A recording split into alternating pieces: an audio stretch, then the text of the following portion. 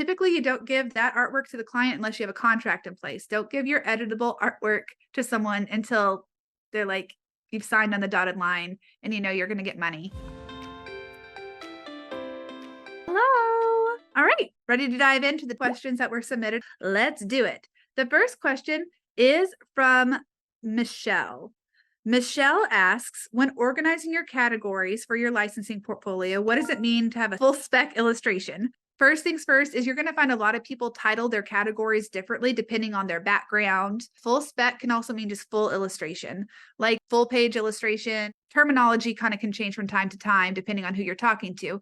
But let me just show you what it looks like in my world. So let me pull up my portfolio. I tend to call it a full illustration because spec does confuse people because then there's like spec work and it's it gets a little confusing. So whatever word you choose to use, it just means it's a full illustration that you've created. And for me, I have in my licensing portfolio, gingerbirdportfolio.com, if you want to browse it. Here is my full illustrations.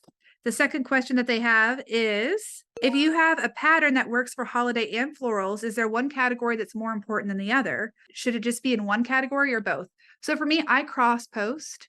So if I have something that is like holiday, now a lot of my holiday isn't floral, PS, I'm just going to say, but here's a lot of my holiday artwork, but I would cross post this. So like, let's say I have this here, but then I'm making an animal category of my portfolio. I'd probably put my animals there too. I don't think it needs to be one or the other. It's just a matter of for you, how you want to organize your work. My SKU organization system for how I keep track of my work. If you look at it and you're like, I don't want to keep track of my work this way, Stacie, you don't have to. But this is how I do it. Some people like to use Airtable. I am a huge fan of keeping it approachable with spreadsheets for a big reason.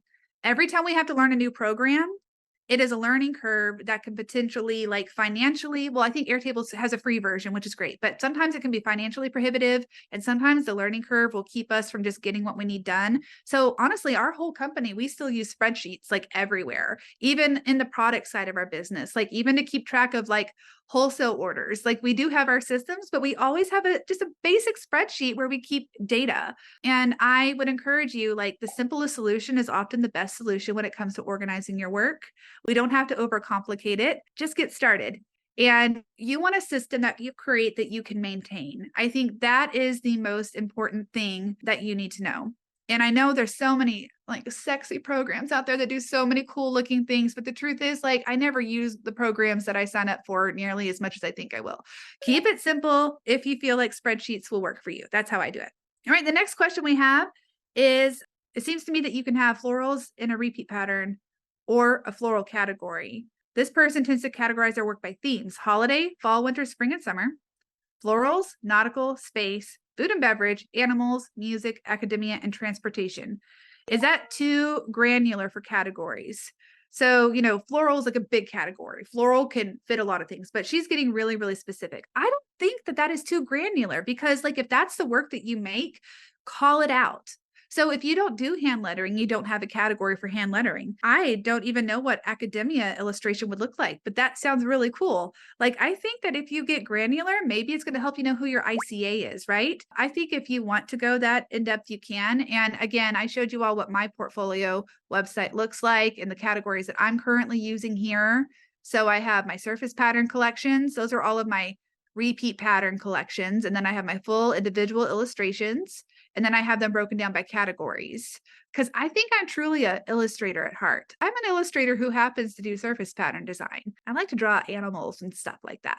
So this is how I've chosen to. So like I have a cities category, and you don't need to have that if that's not the work you have. Get granular if you would like.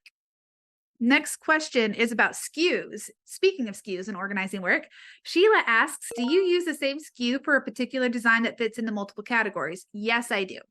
So if I have one piece of work, I want to identify it by one internal SKU number or ID number so that I can find what I'm looking for. So we use SKUs at Gingerbird with our products. We use SKUs whenever we're licensing our artwork. It is just a system that we've created so that we can find what we need. So we're going to use the same SKU and not worry about the category that it's in. The difference is, and if you watch my SKU lesson, I will like add the color to the end of it. So that's a way to differentiate a SKU and like have a sub like ending on it. And that way I can tell the difference between like if I have a Scandinavian illustration that's in blue versus a Scandinavian illustration that's in red. But I don't think that you would need to, like, because that illustration could work for holiday, give it like a SKU with a holiday number and then also like animal and change the SKU for that. That it's too confusing.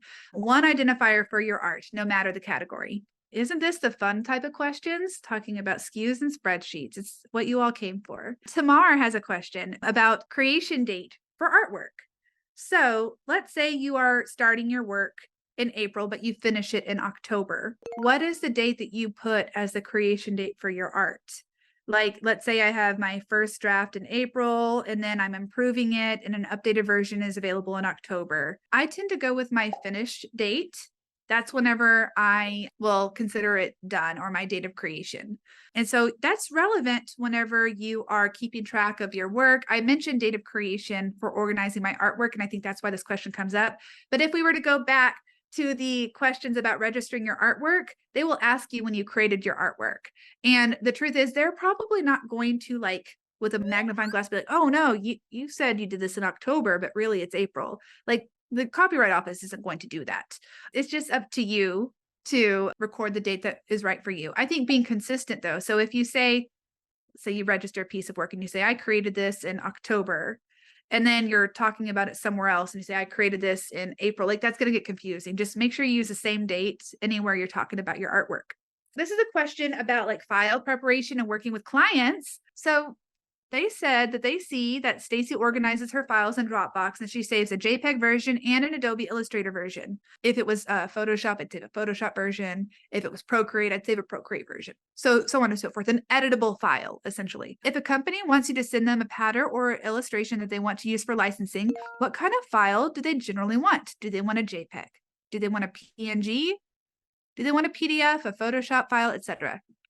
Well, you know how in the design briefs, we are asking you like to practice creating your art in a finished product with a specific different like format? That's because every company is going to ask for something different. I swear, the minute you think that you're going to systemize this part, you're going to get someone who will come out of the blue and be like, hey, can you put that in a TIFF file? And you're gonna be like, what's a TIFF? I don't use TIFFs. So I guess what's important to know is it's really at the client's discretion. Typically, I don't have clients asking me for JPEGs. JPEGs are more for like sharing the art, right? Posting on Instagram.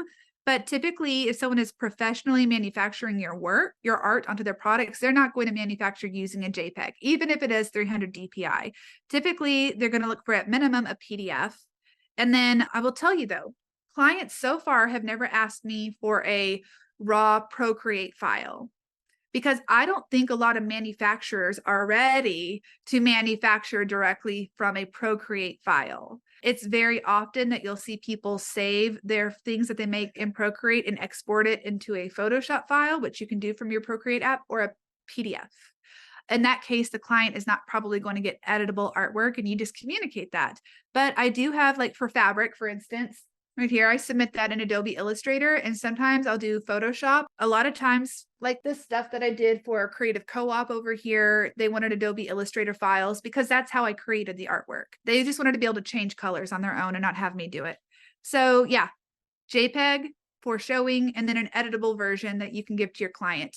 And typically you don't give that artwork to the client unless you have a contract in place. Don't give your editable artwork to someone until they're like, you've signed on the dotted line and you know you're going to get money. I don't assume people will do bad things with artwork, but it's just good practice to send like lower quality JPEGs until you have an agreement in place with someone, and then you can send them the editable artwork. All right.